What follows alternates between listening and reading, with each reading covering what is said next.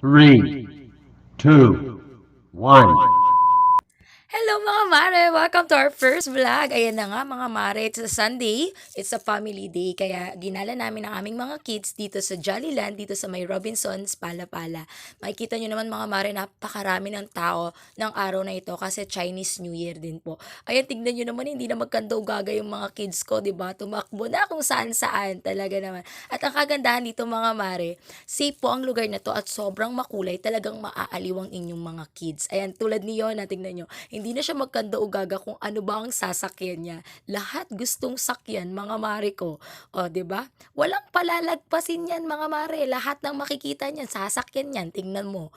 O, ultimo ka mo mga mare, yang caterpillar na yan, o nakadikit yung caterpillar na yan, talagang gustong lusutan, o 'di ba? Ang saya ng mga kids dito, talagang kung full energy sila mga mare, magandang dalhin niyo sila dito para talagang makatulog din sila after nilang mag-play. Ayan, may mga slides, may mga balls, o tingnan niyo pati yung mister ko, 'di ba, nag-enjoy, nag-slide-slide din. At may trampoline din sila dito mga mare at safe po ito. Ayan, tignan niyo naman napahiga na nga po si Yon sa sobrang saya. At syempre hindi namin pinalagpas, nag-try din kami ng go-kart dito. Napaka super enjoy to mga mare. Talaga, sulit deals to mga madam. See you sa next vlog. Bye-bye!